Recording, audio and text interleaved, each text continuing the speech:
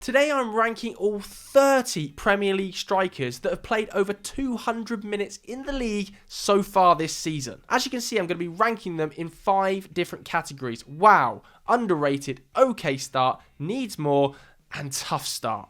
This is going to be based on this season only as well. It's not historical. They're a totally random order. As you can see, we're going to be starting top left, Wolves, Matheus Cunha. Now, he actually had a remarkable campaign last year, didn't he? 19 goal involvements in the Premier League, and I think that really flew under the radar for a lot of football fans, and he started this season well again, despite the fact Wolves can't really score many goals, are conceding far too many goals, are losing pretty much every game. He still managed to score 3 in his first 7 games. His on-the-ball ability has never been questioned. As we all know with Matheus Cunha, his ability to go past players, his progressive carries, his take-on numbers are some of the best in the league. Honestly, he's astonishingly good at picking the ball up and driving into space. Now, his end product at times has let him down, as we saw in the past at Atletico Madrid and at Hertha, but it's slowly improving at Wolves, and last season was great. This season, it's been an okay start. I feel like I can't put him any higher than that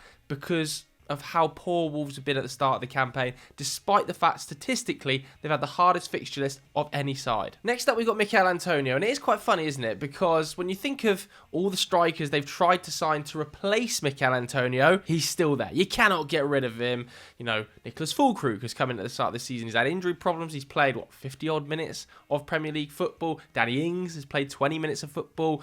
Mikel Antonio has featured in all 7 games so far this season for West Ham. Jarrod Bowen's also got minutes up there.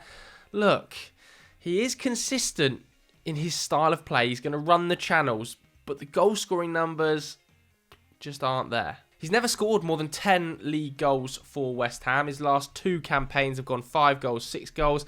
The XG numbers, the underlying numbers, the shot numbers, very, very similar this season. I don't think anybody is expecting Mikel Antonio to put up 10 goals this season. He's underperformed his XG in 7 of his 9 Premier League seasons. It's harsh, but I'm probably just going to put him in the bottom tier for now, although he always proves people wrong, and I'm sure he's going to prove me wrong too. Next up, we've got Dominic Solanke, who was a bit of a slow starter. He was taking a bit of heat, wasn't he, from some certain pundits, but nevertheless, he's found his feet now, 4 goals in 7 games. He is putting up, as you can see here, career record numbers in terms of expected goals per 90. He's at nearly 0.9. His finishing has not been amazing at the start of this season. He is underperforming XG by quite a substantial amount, but I truly believe that will change. He's missed a couple of big chances, but now he's scored. I think he will find his feet. He is putting up the highest pressure numbers of any striker in the Premier League.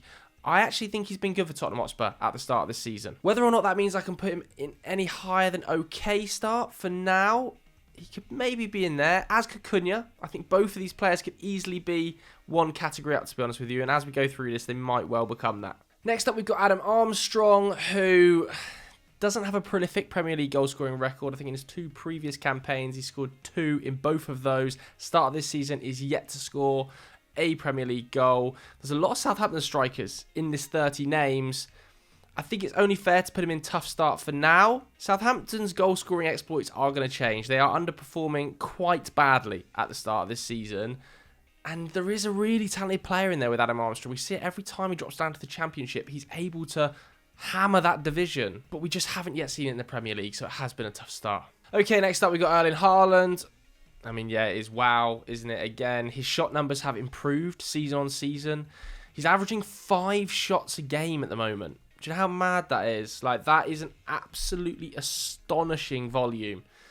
No wonder he scored 10 in 7. His XG projections are, frankly, frightening yet again. The issue Man City potentially have is overload. You know, they don't have a backup striker to Erling, so is he going to be able to get the rest that he needs? They were able to potentially filter him in out of the side at times with Julian Alvarez there, but without Julian Alvarez, is there going to be too much on his body physically? Because we've seen in the past in Germany that at times he was quite susceptible to picking up injuries. For Man City's sake, they're going to have to hope no, but if he's able to stay fit this season, he's going to obliterate the goal-scoring record. There's no doubt about that. Next up, we've got Rodrigo Muniz. I think it's just over 200 minutes so far this season. It's a goal and assist already. But Raul Jimenez, who we're going to talk on a little bit later, has shown some real form, given that he's 10 years older than Rodrigo Muniz, who's just 23 years old. He obviously had that outrageous month last year, didn't he? Where I think he scored 8 goals in 8 games over the course of 6 weeks or so. Probably need to see a little bit more. I want him to get back to that form. Clearly, there is a striker of Premier League quality in there, as we saw in that little run. Hope it wasn't just a purple patch, because if he can refine that form, Fulham could be cooking this season. They have an excellent team. There's some really creative, dynamic players in there, like Iwobi, like Emile Smith-Rowe. Adama Traore is constantly threatening on the break, so hopefully he can get some more minutes and refine that purple patch form. Next up, we've got Bryan Mbeumo. I mean, could he be in WoW? He's got to be close to being in WoW. I think Erling Haaland, to be on the same tier as Erling Haaland, is maybe unfair, but there's no doubt he's taken his game to a whole new level. It's 6 in his first 7 games. He's never put up double figures in a Premier League season, by the way, so these numbers are pretty special. His XG is at 0.4 per 90. His expected assists are at 0.3 per 90. That is, of course, a career best. It's also the quality of his finishing that's really impressed me this season. You know, the volleys, early doors from kickoffs, the variation in his positional play and his shot locations, they're just so impressive. He's gone from being a sort of wide inverted forward to being the starting star man in this Brentford side, taking the mantle from Ivan Toney last season and then carrying that on this campaign. He could easily play for a club in the Champions League, couldn't he? I mean, it's based on the start of this season. It is wow. I'm bumping him up. Let's go to Strand Larsen at Wolves. Again, a bit like Cunha. I actually think he's done okay. He's only on loan. They've obviously got the option to buy as well. He had a good campaign at La Liga last season. It's 2 goals and an assist so far this campaign. He's missed a couple of good chances in there as well. But I think his general all-round play, his hold-up ability, running the channels, working hard off the ball, has actually impressed me. Whenever I've watched Wolves this season, forget the statistics, the eye test has actually been pretty impressive. Now, whether or not the numbers follow will depend largely on whether Wolves can refine their form. Now they've got a slightly easier run of fixtures post-Manchester City. But he's slightly impressed me, Larsen. I don't know about you guys. Next up, we've got Alexander Isak. It's an okay start for him, but by his own standards, I think he'll be a little bit disappointed with the start of the season. He's obviously appeared in 5 games. He scored that goal, but he has picked up injuries, the lowest shot numbers of his Newcastle career, the lowest XG numbers for 2 or 3 seasons, and I think that is not just a Isak problem, that is a Newcastle issue. I don't think they've started the season brilliantly, despite the fact they put a lot of points on the board. The underlying numbers aren't amazing. I think if you speak to Newcastle fans, they'll admit the performance levels haven't been at previous Eddie Howe bests. That's probably the case for Isak as well. He's definitely going to come good. He's one of the best strikers in the league. There's no doubt about that. If I was just ranking them flat out on their ability, he'd be up here in the wow category. Absolutely. He's a £100 million plus striker. But at the start of the season, it has been a little bit slow. It's been okay. At Fulham, we've got Raul Jimenez. I spoke about him very briefly earlier when I was talking about Rodrigo Muniz. I think at 33 years old, he's actually had an underrated start to the campaign. Raul Jimenez, he looks a little bit like his former self. Now, when we think of him last season, he actually put up his best goal-scoring campaign since the injury. 7 Premier League goals. But I still think the narrative was there. Have we seen the best of Raul Jimenez? Which we probably have. And is he in decline? Is he no longer the striker that Fulham need? Well, this season, you'd have to say, even though it's only been a small sample size, he looks really, really strong, very physically fit, putting up huge expected goals numbers. You look at that finish against Newcastle, that was very reminiscent of Raul Jimenez at his best at Wolves. Take the ball back to goal, spin, get a shot off somehow. The assist against Man City, it's out of this world. It is absolutely out of this world. If he can put up 10 to 15 goals this season, it will be a remarkable campaign for Raul Jimenez. It will be one of the best comebacks you can think of from a player whose career was very nearly ended by injury. I really hope we can see it. Fulham have been a treat to watch. Raul Jimenez has been a large part of that. His XG chain per 90 sitting at 1.18. His involvement, all-round play, beautiful player to watch at times. For me, there's no doubt he's been underrated this season. People aren't talking about him. Next up, we've got the first of, again, about 4 Brighton strikers that make this list. It is João Pedro, who, for me, is no doubt having another underrated start to the season. I think it's 2 goals and 3 appearances before that injury, but it's his all-round play that continues to impress me. I'm feeling like maybe these guys are a little bit low. Cunha and Dominic Solanke. Now I look at this, but Pedro, 22 goals in 44 appearances last season. Yes, a lot of them were pens. But again, this campaign, when he drops a little bit deeper and he links with Danny Welbeck and he's able to play as a facilitator, he is really good. Last season, he actually underperformed his expected goals. It was his first campaign at Brighton. Of course, it was the end of Roberto De Zerbi as well. I think there were going to be question marks. How is he going to fit into this new Hursley system? Well, he's fitted in perfectly prior to that injury. Continues to improve. Continues to look like an absolute bargain, to be honest with you, for Brighton. I don't think enough people talk about the quality of João Pedro. He's definitely one to watch for the future in terms of a big move. Another player I want to put into the underrated category is Chris Wood. Last campaign, 14 Premier League goals. Do you know how crazy that is?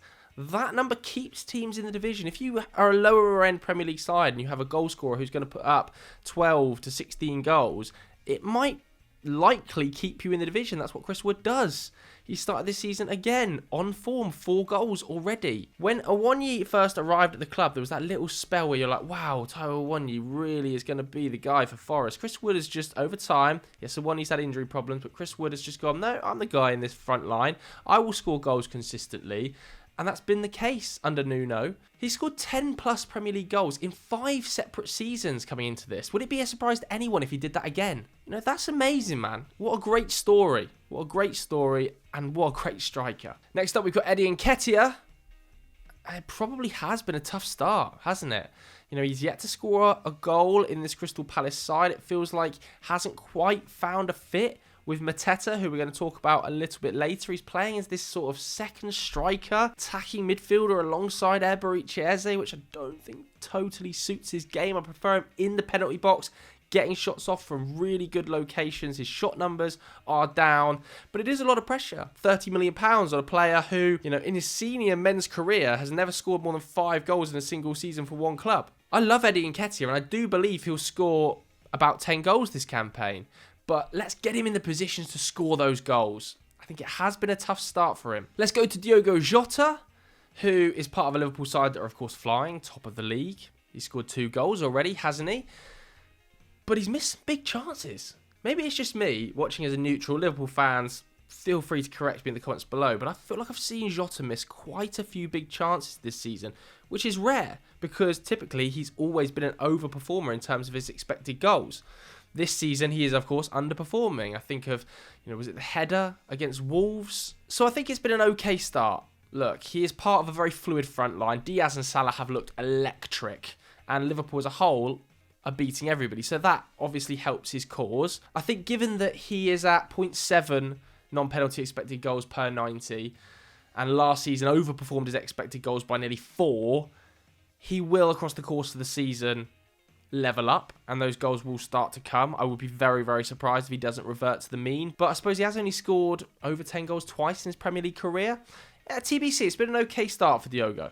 Next up, we've got Nicholas Jackson. And for me, there's no doubt he is one of the most underrated players in the Premier League, particularly underrated strikers. Again, at the start of this campaign, people aren't talking about his importance to that Chelsea front line. They talk about Palmer, fine. He might well be the best player in the league. And, Sancho's had a lot of press. On the other side, Madueke scored. Nobody's really mentioned Jackson. He's got 4 goals. He's put 3 assists up. And yet again, he's vital to how they want to attack. When you have a look at his radar, it's incredibly impressive, man. It really is incredibly impressive. Yes, again, the sample size is on the small side, but at 0.9 expected goals per 90. He's putting up 0.5 assists per 90. This is the area, though, I think isn't talked about enough with Nicholas Jackson. His XG chain is massive. It's over 1 per 90. He's constantly involved picking the ball up a little bit deeper, turning a man, and then being part of an attack that results in a really dangerous chance for Chelsea. He brings players like Palmer into the game, Sancho into the game, Madueke into the game with his movement, his touch, and his turn. Now, people seem to think and have this misconception of Jackson that he's a little bit clumsy. I actually think he's clumsy in his finishing at times, but he's not clumsy in his build-up. His touch and turn is excellent. His driving runs are brilliant. And it really contributes to Chelsea's attack. He's almost in wow at the start of the season for me, but I'm going to leave him in underrated. Next up, we've got Cameron Archer, and I think we've got to contextualise some of these, haven't we? Because obviously, most people would have him in tough start. I'm actually going to put him in needs more, because I've been pretty impressed with Archer when I've watched him. I think he took his goal against Arsenal really well. Yes, he missed the penalty against United, but his shot numbers are at a career record high, nearly 4 per 90. He gets in really good areas. The ball doesn't always find him, and I think he's been a bit unlucky at the start of the season. Southampton as well aren't creating loads of chances because they give the ball away quite frequently. You know, I think they're 4th in terms of possession, 14th in terms of passes into the box, so he doesn't get loads of service. But slyly, I quite like watching Cameron Archer. I know that's not going to be particularly well received by the comments, but I really think there's a player in there. Okay, let's go to Kai Havertz, the man that's definitely going to split opinion here. But he started the season brilliantly. 4 goals, 1 assist in his first 7 Premier League games. He gets 6 in all competitions. He's taking a career high, a massive jump up in terms of shot numbers. His XG has followed. It's at 0.8. Still gets involved in build-up as well. Works like a dog off the ball. Wins loads of aerial duels. He's vital to how Arsenal play from their set-piece routines in terms of pinning or winning. I have been blown away by Havertz, to be honest with you. I actually have. He was often derided as a bit of a joke before last season. Even Arsenal fans, when he first signed, didn't want him. He was signed as a midfielder, a left-sided 8 that was going to play inside the box. Now, he has locked down that number 9 role. Forget Gabriel Jesus, he's not got enough minutes to feature on this list. Nobody else is going to get a chance at number 9 if Havertz is fit. He's perfect for this Arteta system. Whether or not he will have the goal-scoring instinct to kill off and win big games in big moments in, let's say, a Champions League semi-final or a massive Premier League game, I'm not sure, because he's not the most instinctive natural finisher. But across the course of the season, his all-round play, his link-up, his movement to get on the end of crosses from deep has been brilliant at the start of the season. The perfect example of that for me is the goal against PSG. Special start for Kai. Next up, we've got Danny Welbeck. He could be in WoW, couldn't he? He honestly could be. I think I'm just going to have him in this category, though. And he is aging like a fine wine, man. This is the best I've seen Danny Welbeck play since he got to Brighton. Probably the best I've seen him play in his career. He's scoring a goal every other game. He's already got 4 so far in the Premier League. His XG numbers have climbed under Hurstler. I think when Hurstler arrived, a lot of people were saying, Welbeck's not going to get a game here. You know, Pedro, Rutter's there, Ferguson could have impact. Danny Welbeck's the go-to guy. Everything happens around Danny Welbeck, but he's also started to find himself in great positions and finishing really, really well. He's excellent in the air. He is underrated. Next up, we've got Unai at Bournemouth. I actually don't think he's played the 200 minutes, so he shouldn't be in this list. Somehow snuck him in there, but I suppose without 200 minutes, it's been a tough start. I also think it's been a bit of a tough start for Jean-Philippe Mateta. Now, contextually, a lot of people will be saying, well, you can't have Cameron Archer ahead of Mateta. Maybe that's because I was expecting so much more from Mateta this season, coming off the back of an absolutely massive end to the season under Oli Glasner. Of course, he scored 12 goals in 13 games. Now, he scored 16 in total, which means across the rest of the season, he scored just 4 goals. So we now look at that and we are saying, oh, is that just a purple patch that we haven't seen at the start of this campaign? Because there have been calls amongst the Crystal Palace fan base that maybe he needs to spend a little bit of time on the bench. Do we drop Mateta to allow Sarr to come into the sides, play Nketiah in the 9? And I'm very surprised those questions are being asked already. At the start of this campaign, there was real hope he was going to go on and continue that form. But instead, he's put up the second lowest XG per 90 of his career. I think the lowest shots per 90 of his career. Don't know if the 3-5-2 is quite working. Like I said, with Nketiah playing just behind him, missing a bit of creativity maybe. He's so likeable, JP, isn't he? He is so likeable. Next up, we've got Liam Delap. And again, all of these are contextual, really. Like, Nicholas Jackson could be up here. Welbeck could be up here. Is Liam Delap up here? I think he is, you know. Obviously, he scored the same number of goals as a Jackson or a Welbeck, but it's for Ipswich. You know, we have to take that into account. The finishes have been borderline outrageous. He scored 4 from XG of just over 1. We're seeing the same sort of things we saw at times in the Manchester City youth ranks. I know he's not a total Man City academy boy, but when he picks the ball up, that physicality, driving from deep, we saw it at Hull at times as well. It's not just been his goal scoring, it's been his channel running, it's been his first touch, it's been his ability to go past players and hold players off. Everything about the start of the season he's made has shocked me. It has been a wow factor for Ipswich. You know, George Hurst, who is kind of the backup now, I suppose, is not getting a look in. Delap has come in and blown people's socks off. Let's have it right. Don't lie. You have been totally shocked by how well Delap has played. Next up, we've got Jamie Vardy. I think we probably still need to see a bit more from Vardy. And maybe that is me holding him to a different standard because we've seen what he can do in the Prem before, and that might be unfair. He's 37 years old now. You can't expect him to do this forever, which is totally fair enough. And he has scored 2 goals in his first 7 games, but his shot numbers have taken a real decline. His expected goals numbers have taken a real decline. And again, this is harsh to say these things because he's playing for Leicester, who aren't creating loads of chances. They're a very defensive side under Steve Cooper. But he's also missed a couple that I would not associate with Vardy missing. So maybe that's the reason I'm putting him in need more. John Duran. Yeah, obviously, he's going in wow. He's blown everybody's socks off, hasn't he? Absolutely everybody's socks off. He has been astonishing at the start of this campaign. He's already got 6 goals this season, hasn't he? In no minutes, by the way. I think he's averaging a goal every 45, 46 minutes. Something like that. It's the best goal-to-minute ratio of any striker in Europe. I think Duran has the second best goal-scoring-to-minute ratio of any player in Premier League history that scored over 2 goals.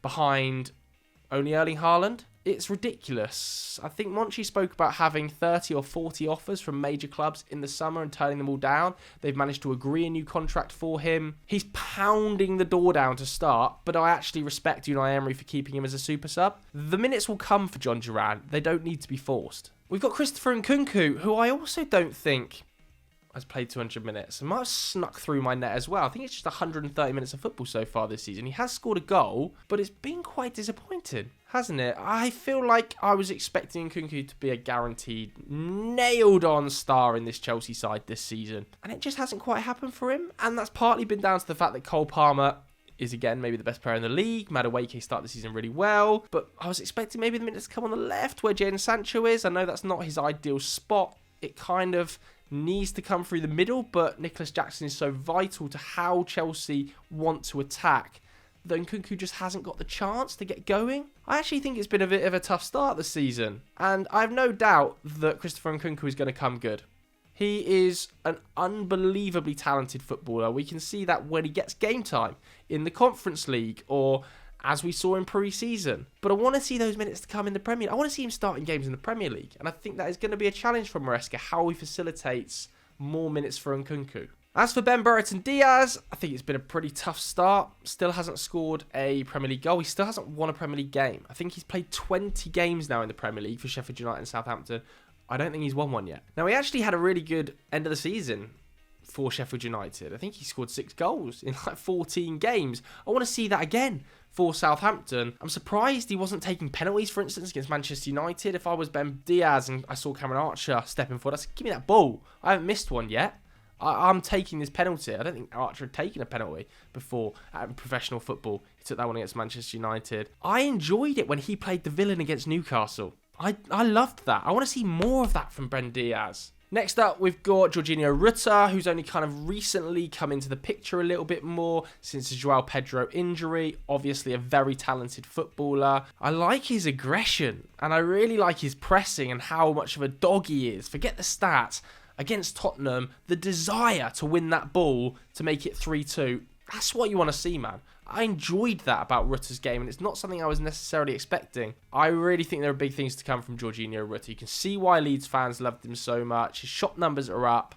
I think Hursley's got a real player on his hands here. How he fits when Pedro's back, Pedro, Rutter, Welbeck, Mitoma, Minter into the side, that's a headache. Let's go to Joshua Zirkzee. I kind of want to see a little bit more from Zirkzee. He obviously scored his goal on his debut. It's actually a really nice finish. Since then, he's missed some big chances for Manchester United. Now, his all-round play is really tidy. He's got a great first touch, links up really nicely, and when United played their best football of the season, some of the best football I've seen under Ten Hag actually, against Crystal Palace, Zirkzee was crucial. He was a massive element to how they managed to create chances when he dropped deep and linked with Bruno, linked with Ahmad. He's very, very technically sound and secure, but I want to see him be a bit more of a killer in front of goal. He was never a killer at Bologna, and that was a question that was raised when he moved to United. Could he step up and become that killer? His XG numbers are huge, but he's got to start taking those chances. If he starts taking those chances and the XG numbers bear out across the course of the season, United can have a real player on their hands. But at the start of the campaign, I need a little bit more. As for Evanilson, I think it's actually been okay. Yes, he's only scored his one goal. He missed a penalty as well. And a lot of things I said about Zirkzee probably ring true for Evanilson as well. He's been a dog off the ball. He's worked really hard. He's created his own chances. And I've actually been really impressed. Maybe it's just in here because of the goal scoring. I want to see him take those chances. He's been an XG underperformer most of his career. And he's currently the second biggest XG underperformer so far this season. I think behind Joshua Zirkzee. So let's see that across the course of the season. I believe it will level out a little bit, and he is a really, really interesting, fun player to watch. As for Ollie Watkins, kind of underrated because of how good John Duran has been. John Duran has been taking all the spotlight, taking the shine off of Ollie Watkins. Yet Ollie Watkins has got 6 goal involvements in his first 7 Premier League games. He's scored big goals. He works incredibly hard off the ball. He runs the channels. In his professional career, since Exeter City actually, he's put up double figures of goals every single campaign. Exeter City, Brentford, Villa. He'll do it again this year. I've no worries. He's one of the best strikers in the league. And yet again, the consistency that he's showing under Unai Emery is incredibly impressive. Finally, we've got Dominic Calvert-Lewin, who I think has actually done okay. His physical presence makes a big difference for Everton. It absolutely does. He wins more aerial duels per 90 than any player in the Premier League. He scored 2 goals this campaign. Probably should have more. He's missed a couple of good chances. But when I've watched Everton, I feel like it's a little bit more like the old Dominic Calvert-Lewin with that physicality, the runs in behind. He's available on a free in the summer. He's only 27 years old. I think Premier League clubs will be interested in him. The issue has always been fitness for Calvert-Lewin. Hopefully he has an injury-free campaign and puts up over 10 Premier League goals again. There is an athlete in there. There is a player in Dominic Calvert-Lewin. He's actually been okay. So that was my tier list of how every Premier League striker that's played over 200 Premier League minutes at the start of this campaign has fared. Let me know what you think in the comments below. If you enjoyed this video, hit the like button, hit subscribe. I'll see you later.